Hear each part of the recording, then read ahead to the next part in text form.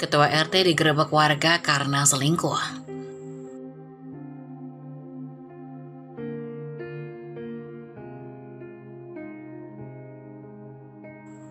Dihianati oleh orang yang kita percayai adalah kesakitan yang sulit diungkapkan. Namun kesakitan itu memaksa kita untuk menghadapi kenyataan dan bangkit lebih kuat dari sebelumnya. Apa aku mampu? Di sebuah desa kecil yang jauh dari hiruk-pikuk kota, hiduplah sebuah keluarga kecil yang dipenuhi cinta dan kebersamaan. Keluarga itu terdiri dari Darno, Asih, dan anak sematawayang mereka, Adit. Kehidupan mereka sederhana, tapi penuh kehangatan. Darno, kepala keluarga yang tegas namun penuh kasih, adalah seorang petani tambak yang gigih. Setiap hari ia bekerja keras di tambaknya, mengolah lahan penuh lumpur dan air asin untuk menghidupi keluarganya. Keahlian Darno dalam bertani sudah tak diragukan lagi oleh warga desa. Hasil tambaknya melimpah menjadi tumpuan utama mereka dalam mencukupi kebutuhan hidup sehari-hari. Asih, istri Darno, adalah seorang mantan buruh pabrik yang dulunya bekerja di kota. Namun setelah kelahiran Adit, ia memutuskan berhenti bekerja dan mengabdikan dirinya untuk mengurus rumah tangga. Asih percaya dengan Darno yang gigih bekerja di tambak, ia bisa fokus membesarkan Adit dengan baik.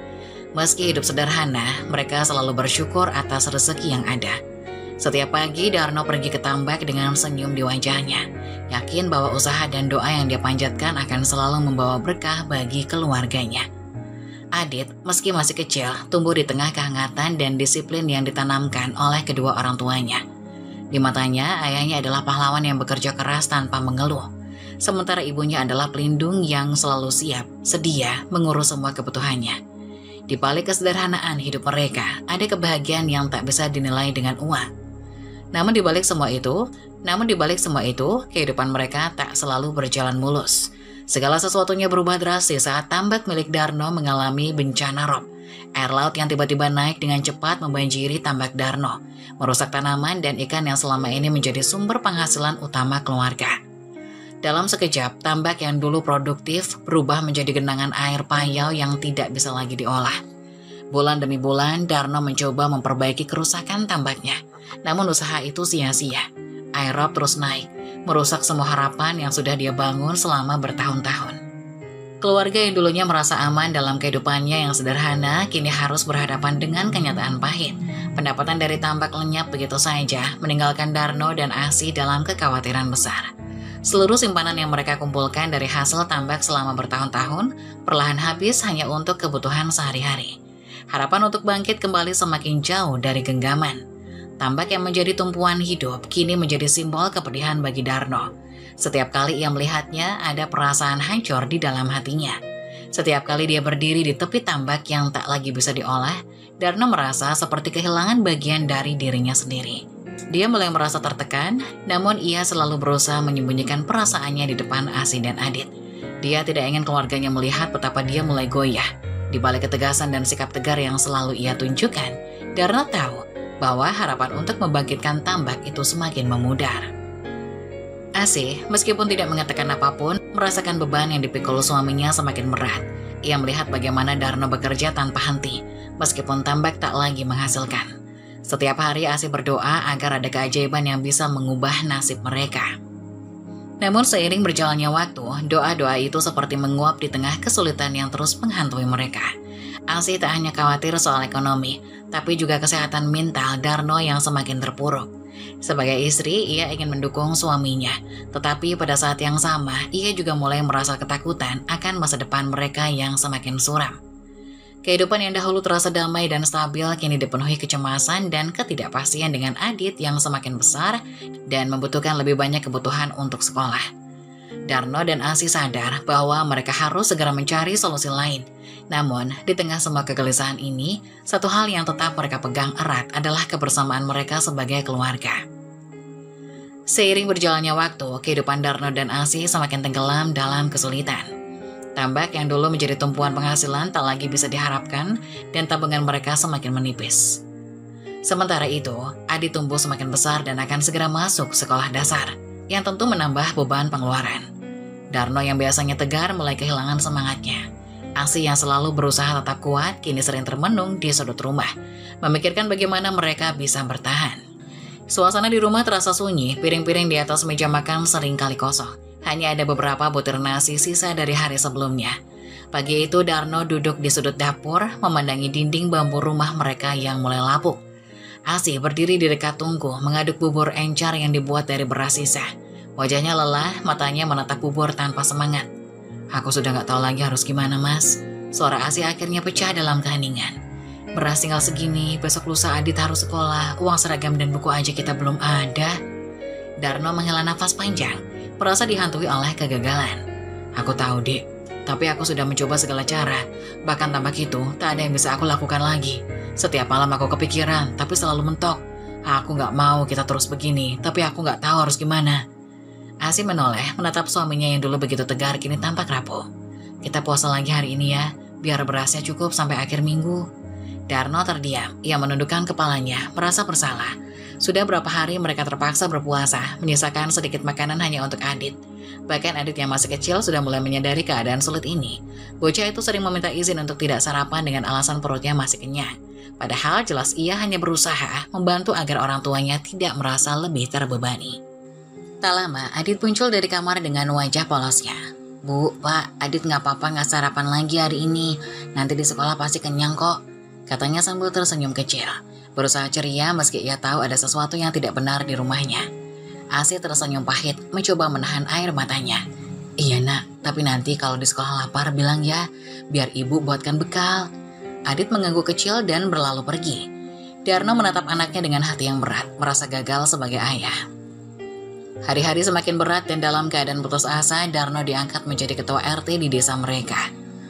Awalnya berita ini disambut dengan sedikit harapan. Jabatan itu meskipun tidak bergaji besar, memberikan sedikit cahaya di ujung terowongan yang gelap. Mas, alhamdulillah ya kamu terpilih jadi ketua RT, ucap Asih suatu malam, meski suaranya terdengar lelah. Setidaknya ada tambahan penghasilan, walaupun kecil. Darno hanya mengangguk, matanya menatap ke langit-langit rumah. Iya, tapi gajinya cuma segitu, Dek. Bahkan buat beli beras aja kadang gak cukup. Tanggung jawabnya besar, tapi hasilnya... Darno tak bisa melanjutkan kata-katanya. Rasa frustasi makin menumpuk. Setiap hari Darno menjalankan tugasnya sebagai ketua RT. Ia mendengar keluhan warga, mengurus administrasi, dan mencoba membantu mereka dengan segenap kemampuannya. Ironisnya, ia membantu orang lain, sementara di rumahnya sendiri, mereka semakin kesulitan. Setiap kali warga datang ke rumah untuk meminta bantuan, Darno harus tersenyum dan menyembunyikan kenyataan bahwa keluarganya juga sedang kelaparan. Malam itu, setelah seharian bekerja tanpa istirahat, Darno kembali ke rumah dengan badan yang lelah. Asih duduk di dekat jendela menggenggam secangkir air putih, satu-satunya yang bisa ia konsumsi setelah seharian berpuasa. Adit sudah tertidur di atas tikar tipis di sudut ruangan. Mas, panggil Asih dengan suara lembut, tapi penuh beban. Darno hanya menoleh tanpa berkata apa-apa. Matanya yang gelap dan lelah menatap kosong ke arah istrinya. Ia merasa terlalu lemah bahkan untuk berbicara.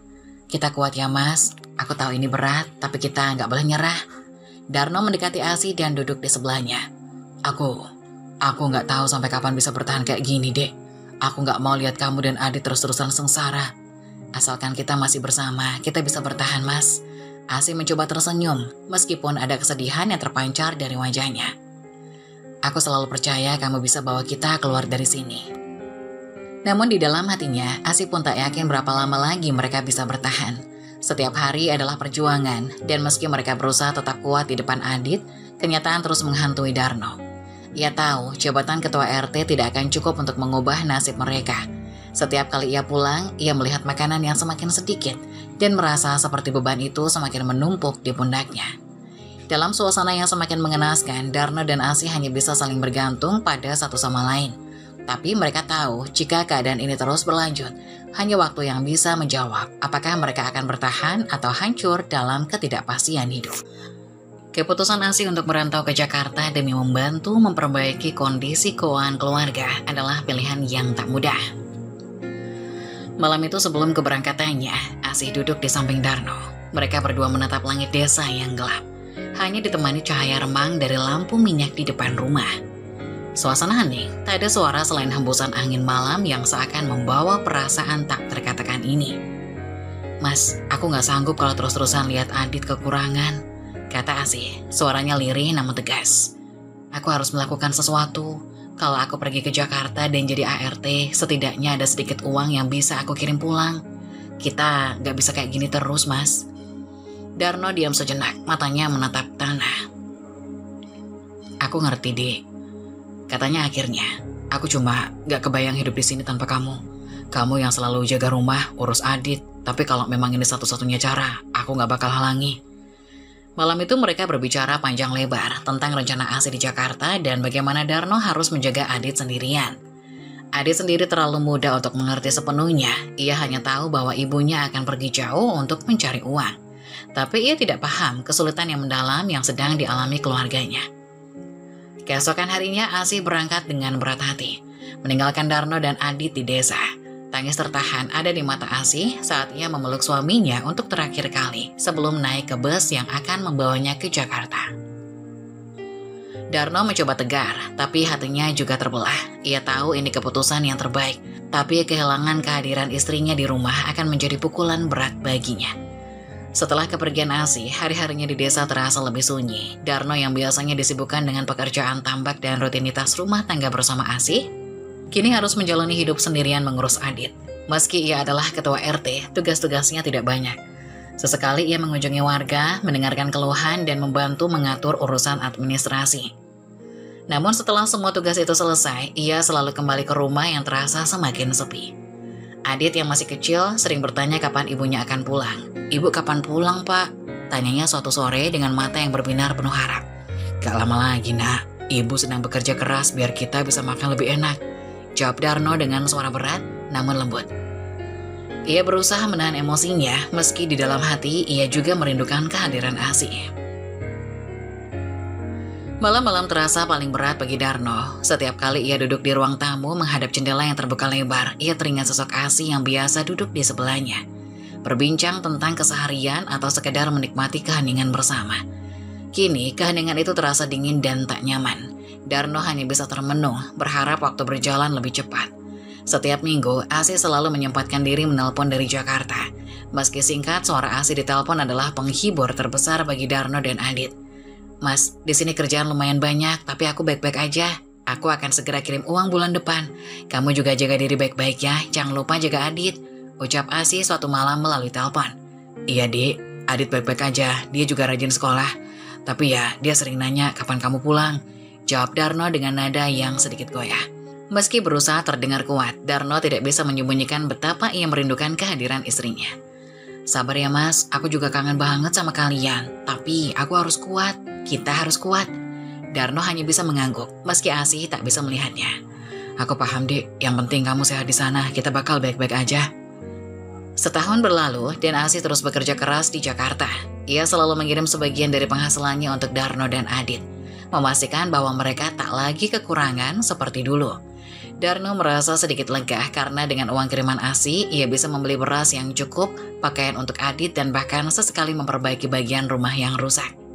Namun meskipun kebutuhan materi keluarga mulai terpenuhi, ada kekosongan yang tak bisa digantikan oleh apapun. Rindu. Darno seringkali mendapati dirinya menatap kosong ke arah pintu, berharap Asi tiba-tiba muncul dan mengisi kesunyian rumah mereka. Setiap kali ia menyiapkan makan malam untuk Adit, ia selalu teringat bagaimana Asi yang biasa melakukan semuanya. Adit pun meski semakin besar, tak pernah berhenti bertanya kapan ibunya akan pulang untuk tinggal bersama mereka lagi. Di Jakarta, Asi bekerja dengan giat. Ia terus berusaha untuk mengirim uang kepada Darno dan Adit di desa. Setiap kali ada kesempatan, ia menelpon rumah, dan Darno serta Adit selalu menyambut panggilannya dengan penuh kebahagiaan. Meski terpisah jarak, mereka berusaha menjaga kehangatan keluarga. Setahun berlalu, kehidupan Darno di desa mulai membaik berkat kerja keras Asi. Uang yang dikirim Asi membantu mereka bangkit dari kesulitan ekonomi. Adit sudah mulai bersekolah dan tumbuh menjadi anak yang pintar. Namun Asi masih tetap ingin bekerja di Jakarta, meski sesekali ia pulang ke desa untuk menemui keluarganya. Hari itu, Asi menelpon seperti biasanya. Setelah bekerja seharian di Jakarta, menelpon rumah adalah momen yang selalu ia nantikan untuk mendengarkan suara Darno dan Adit. Namun kali ini tidak ada jawaban setelah dering panjang. Biasanya, Darno langsung mengangkat telepon atau setidaknya Adit yang bergegas menjawabnya dengan suara ceria. Tapi saat itu hanya ada suara di ujung telepon. Setelah beberapa lama, telepon akhirnya diangkat. Ternyata yang menjawab adalah Adit. Suara bocah itu terdengar pelan, tidak seceria biasanya. "Halo Ibu," sapanya lirih. Asi langsung merasa ada yang tidak beres. "Adit, kok baru angkat telepon? Bapak mana? Tanyanya, mencoba menahan kegelisahannya. Bapak pergi ke rumah Bu Lasri, Bu, jawab Adit polos. Asih sejenak terdiam. Bu Lasri adalah tetangga mereka yang rumahnya tidak jauh dari rumah mereka. Darno sebagai ketua RT memang sering membantu warga, jadi Asih tidak merasa curiga. Namun ada sesuatu dalam suara Adit yang membuatnya merasa tidak tenang. Kamu udah makan, Dit? Tanyanya dengan nada yang mencoba tetap tenang. Belum, Bu, dari tadi pagi, jawab Adit pelan. Jawaban itu membuat darah Asih mendidih seketika. Seharian tanpa makan, ia merasa marah, kecewa dan cemas sekaligus. Bagaimana bisa Darno meninggalkan Adit tanpa memberinya makan? Asih menahan diri agar tidak langsung marah pada Adit di telepon, tapi pikirannya dipenuhi amarah yang tak bisa ditahan. Ia merasa jauh dan tak berdaya, dan anaknya menderita tanpa perhatian yang cukup. Malam harinya setelah pulang kerja, Asih mencoba menelpon lagi. Kali ini telepon langsung diangkat oleh Darno. Asih tak lagi bisa menahan amarahnya. Mas, kamu di mana tadi siang? Suaranya terdengar tajam di ujung telepon. Darno terkejut mendengar nada suara Asih yang biasanya lembut berubah menjadi begitu marah. Aku tadi ke rumah Bu Lasri, ada urusan. Ada apa, Dek? Jawabnya dengan nada tenang. Apa? Ke rumah Bu Lasri? Urusan? Mas, kamu sadar nggak kalau Adit belum makan seharian? Dia bilang dari pagi kamu gak kasih dia makan. Apa kamu gak peduli sama anak kita? Darno terdiam, ia tidak menyangka hal itu. Apa? Adit belum makan? Darno merespon, suaranya terdengar menyesal. Maaf deh, aku gak tahu. Aku kira dia sudah makan, aku terlalu sibuk tadi. Mas sibuk? Kamu ketua RT, bukan orang yang kerja sampai lupa ngurus anak. Ini masalah tanggung jawab, Mas. Aku di sini kerja keras untuk kamu dan Adit, dan kamu malah biarkan dia kelaparan. Asih tak bisa menahan rasa kecewanya yang mendalam. Jarak yang memisahkan mereka terasa semakin berat di tengah keadaan seperti ini. Darno terdiam lagi, tak bisa menyangkal kesalahannya. Ia tahu bahwa Asih benar. Sebagai suami dan ayah, tugasnya bukan hanya mengurus warga desa, tapi yang terpenting adalah menjaga anak mereka Adit. Ia terlalu larut dalam urusannya, hingga lupa memastikan anaknya terurus dengan baik. Aku minta maaf deh, aku benar-benar gak bermaksud begini. Aku janji gak akan terulang lagi, ujar Darno dengan suara rendah. Rasa bersalah mulai menguasainya, tapi itu tidak cukup untuk meredakan kemarahan Asih. Janji, Mas. Mas, ini bukan soal janji loh. Kamu harus sadar kalau Adit butuh perhatian, bukan cuma ditinggal begitu saja. Kalau kamu gak bisa jaga dia dengan baik, buat apa aku di sini kerja keras sampai jauh? Suara Asih bergetar antara marah dan kesedihan. Sebulan setelah kejadian telepon yang memicu pertengkaran antara Asih dan Darno, suasana perlahan-lahan kembali tenang di antara mereka. Namun suatu hari, Asih mendapat telepon dari Adit yang suaranya terdengar cemas dan tergesa-gesa. Adit menangis, suaranya pecah di ujung telepon dan ia hanya berkata, Bu, bapak sakit, bapak parah Bu, ibu pulang ya Bu, ibu harus pulang. Asih terdiam sejenak, bingung menyergapnya. Adit tidak bisa menjelaskan lebih rinci apa yang terjadi, hanya menangis dan meminta Asih segera pulang. Jantungnya berdegup kencang, rasa khawatir dan takut mulai menguasai pikirannya. Apa yang terjadi dengan Darno? Pikirannya berputar-putar di antara skenario terburuk. Tanpa berpikir panjang, Asih memutuskan untuk segera kembali ke desa, meninggalkan pekerjaan di Jakarta demi mengetahui keadaan suaminya. Setelah perjalanan panjang yang penuh kecemasan, Asih akhirnya tiba di desa mereka. Begitu memasuki rumah, ia langsung disambut oleh Adit yang matanya sembab akibat menangis berhari-hari. Tanpa sepatah kata, Adit menarik tangan ibunya menuju kamar. Di sana Asih terpaku melihat pemandangan yang menyakitkan. Darno terbaring lemah, tubuhnya babak belur dengan memar di berbagai tempat. Wajahnya pucat dan nafasnya terengah-engah. Asih merasakan gelombang kemarahan, kebingungan, dan kesedihan menyerbu hatinya sekaligus. Apa yang terjadi pada suaminya? Mengapa kondisinya begitu mengenaskan? Asih segera menghampiri Darno, namun yang ia lihat hanya Darno yang begitu lemah, tak mampu mengucapkan sepatah kata pun. Siapa yang melakukan ini? Pikir Asih dengan hati yang penuh tanda tanya. Ia menoleh keluar kamar, berharap ada satupun tetangga yang muncul untuk menolong mereka. Namun tidak ada, sepi, tidak ada satupun orang datang memberikan bantuan. Asih semakin merasa aneh, bukankah suaminya adalah ketua RT? Mengapa tidak ada satupun warga yang menunjukkan perhatian? Perasaan curiga mulai merayapi pikiran Asih, sesuatu yang besar dan salah pasti telah terjadi. Ia merasakan ada sesuatu yang disembunyikan oleh warga desa dan kondisi Darno yang mengenaskan ini adalah akibat dari sesuatu yang lebih dari sekedar kecelakaan atau penyakit biasa. Apa yang sebenarnya terjadi ketika ia pergi? Setelah melihat kondisi Darno yang babak belur dan tidak berdaya, Asih tidak membuang waktu. Ia segera membawa suaminya ke rumah sakit untuk mendapatkan perawatan. Rasa cemas dan marah berkecamuk di dalam dirinya, seolah-olah setiap langkah menuju rumah sakit semakin mempertebal dinding kecurigaan di hatinya. Selama perjalanan, ia tak bisa mengabaikan pertanyaan yang terus menghantui. Siapa yang telah melakukan ini pada Darno? Mengapa tak ada satupun tetangga yang menolong? Sesampainya di rumah sakit, Darno langsung ditangani oleh dokter. Tubuhnya yang lebam dan terluka parah memperlihatkan jelas bahwa ini bukan sekedar kecelakaan biasa. Setelah memastikan Darno dirawat, Asih kembali ke rumah dengan hati yang dipenuhi kemarahan yang tak tertahankan. Perasaan tidak berdaya saat melihat suaminya terkapar membuatnya ingin segera mencari kejelasan. Dengan langkah cepat dan amarah membara, Asih pergi ke rumah para tetangga. Ketukan pintu terdengar keras, tak seperti biasanya. Ketika beberapa tetangga mulai keluar, Asih dengan mata yang memerah penuh kemarahan menuntut kejelasan. Kenapa kalian tidak menolong Darno? Dia kan ketua RT kalian. Di mana kalian saat suami saya terkapar di rumah? Namun bukannya mendapat simpati, Asih malah disambut dengan tatapan dingin dan cemoohan dari warga. Beberapa di antara mereka mulai berbicara dengan nada kasar. Kenapa kami harus menolong dia? Suami kamu itu gak lebih dari sampah, Asih, teriak seorang ibu-ibu dari kerumunan. Asih terkejut mendengar kata-kata itu. Amarahnya semakin meluap. Tapi sebelum ia bisa berkata lebih dalam, makian demi makian terus berlanjut dari para tetangga. Darno bukan orang baik, dia cuma bikin masalah di sini. Ketahuan selingkuh sama Bu Lastri, apa kamu gak tahu? Asih, suamimu itu gak cuma nyakitin kamu, tapi dia juga korupsi uang warga buat wanita itu. Kamu pikir motor Bu Lastri dari mana? Setiap kata-kata mereka seperti pisau tajam yang menusuk hati Asih. Ia terdiam, tubuhnya bergetar hebat antara marah, malu, dan tak percaya. Darno berselingkuh dengan Bu Lastri, korupsi uang warga. Asih merasa dikhianati 2 kali lipat, bukan hanya sebagai istri, tapi juga sebagai bagian dari masyarakat desa yang harusnya saling percaya.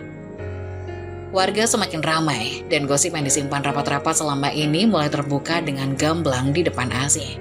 Darno ternyata sudah beberapa kali kepergok bersama Bu Lastri, dan motor yang diberikan kepada Lastri adalah hasil dari uang iuran warga yang harusnya digunakan untuk kepentingan desa. Perlahan, semua teka-teki mulai terungkap di depan matanya.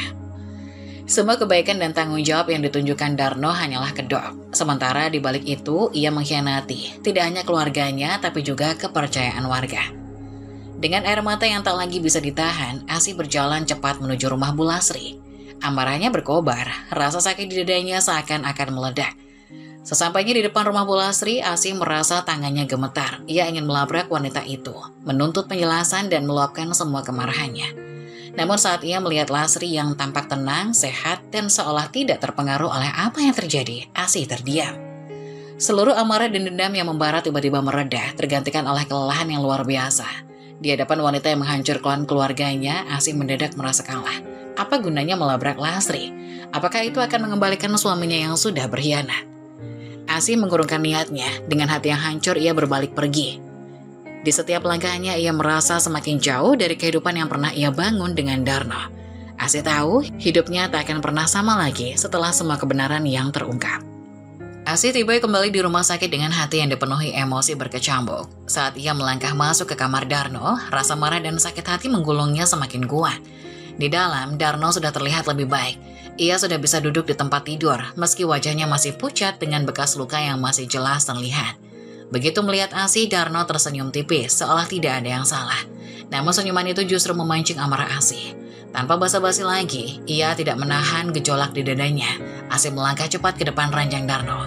"Jangan senyum-senyum begitu," seru Asih dengan suara bergetar. "Kau pikir aku nggak tahu apa yang sudah kau lakukan?"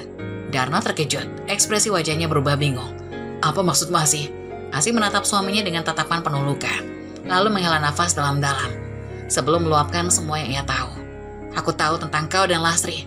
Aku tahu tentang semua kebohonganmu, tentang bagaimana kau menghabiskan uang iuran warga untuk membelikan motor, tentang perselingkuhanmu yang sudah terjadi berkali-kali. Kau pikir aku bodoh?" Darno terdiam, mulutnya terbuka seolah hendak menyangkal, tapi tak ada kata-kata yang keluar. Wajahnya perlahan memucat seolah-olah semua tenaga hilang dari tubuhnya. "Asih, aku bisa jelaskan," gumamnya dengan lemah, suaranya nyaris tak terdengar. "Jelaskan apa lagi, Darno?" bentak Asih. "Kau tega mengkhianati aku, mengkhianati keluargamu. Aku pergi bekerja ke Jakarta, meninggalkan anak kita untuk apa? Untuk bantu kau bangkit dari kesulitan. Tapi apa yang kau lakukan? Kau malah berselingkuh, menghancurkan segalanya." Suara Asih menggema di dalam ruangan dan Darno yang lemah tak bisa berbuat apa-apa selain menundukkan kepalanya. Semua yang dikatakan Asih seperti palu yang menghantamkan satu persatu. Asih yang tidak bisa lagi menahan amarah, tiba-tiba saja melayangkan pukulan ke dada Darno, menghantamnya dengan tinjunya berkali-kali. "Dasar gak tahu diri!" teriak Asih, memukul Darno dengan sekuat tenaga, meski air matanya mulai bercucuran.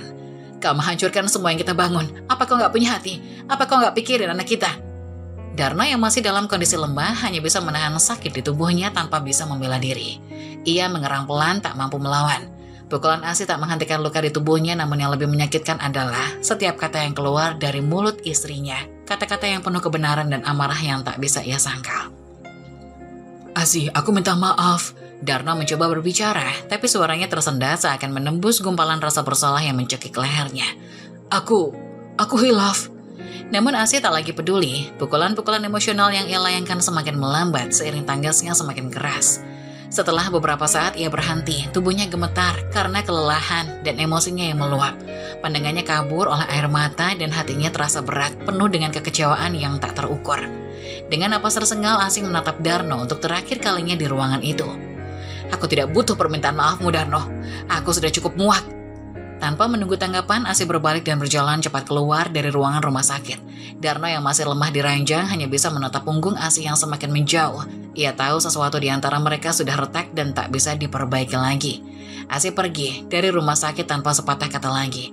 Langkahnya terasa berat, namun hatinya sudah membuat keputusan. Tidak ada lagi yang bisa diselamatkan dari rumah tangga ini. Semua yang mereka bangun bersama telah hancur karena pengkhianatan yang tak termaafkan. Asih meninggalkan rumah sakit dengan hati yang hancur, dan langkah kakinya terasa semakin berat saat ia menuju mobil. Setiap detik yang berlalu di ruangan Darno membuat rasa sakit dan kemarahan semakin mendalam.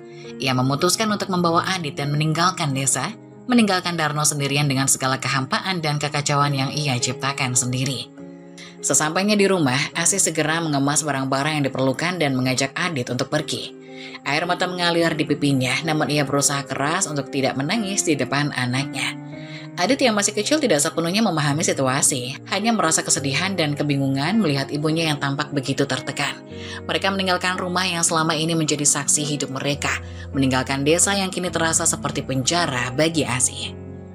Kembali di Jakarta, Asih terjun kembali ke dunia kerja dengan semangat yang tak tergoyahkan. Dia mulai mencari pekerjaan baru dan berusaha sekuat tenaga untuk menafkahi dirinya dan Adit. Meskipun kehidupan di kota besar ini tidak mudah, Asih merasa lebih kuat dan lebih mandiri daripada sebelumnya. Hidup sebagai janda, dia memilih untuk fokus pada masa depan Adit dan dirinya sendiri. Meski rasa sakit hati masih menghantui setiap malam, sementara itu Darno yang ditinggal sendirian di desa merasa seperti terjebak dalam gelombang kemarahan dan kebingungan yang tak ada habisnya. Kehidupannya yang dulu teratur dan terjaga kini hancur berantakan. Tanpa kehadiran Asih dan Adit, Darno merasakan kekosongan yang mendalam. Ia mulai kehilangan arah dan seringkali marah-marah tanpa sebab yang jelas, seolah-olah dunia di sekelilingnya runtuh.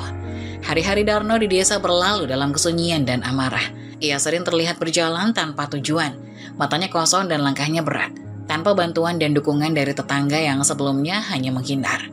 Darno merasakan betapa terisolasinya dirinya. Setiap kali dia berusaha untuk berkomunikasi dengan orang-orang di sekelilingnya, ia seringkali disambut dengan tatapan sinis dan cemoohan. Mengingat reputasinya yang telah rusak, Darno seringkali berteriak dan marah-marah di tengah jalan, memaki nasib dan kehidupan yang tak lagi berpihak padanya. Ketidakstabilan mentalnya semakin jelas dan banyak orang di desa mulai menjauhinya. Merasa tidak nyaman dengan kehadiran pria yang kehilangan kendali seperti itu, ia menjadi seperti bayangan dari dirinya yang dulu. Seorang lelaki yang kuat dan tegas kini berubah menjadi sosok yang tampak linglung dan putus asa. Di sisi lain, kehidupan Asih dan Adit di Jakarta mulai menunjukkan tanda-tanda pemulihan. Asih bekerja keras meskipun sering merasa lelah dan tertekan. Ia menyadari bahwa hidup sebagai janda adalah pilihan yang sulit, namun lebih baik daripada hidup bersama seseorang yang telah mengkhianatinya.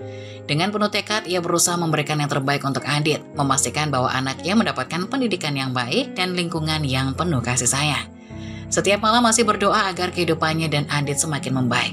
Meski tidak mudah, ia menemukan kekuatan dalam dirinya untuk terus maju, menjadikan masa depan mereka sebagai prioritas utama. Dalam perjalanan ini, Asih menemukan kedamaian dalam kesendirian. Sementara Darno terus terjebak dalam lingkaran kemarahan dan kesedihan yang tak kunjung usai.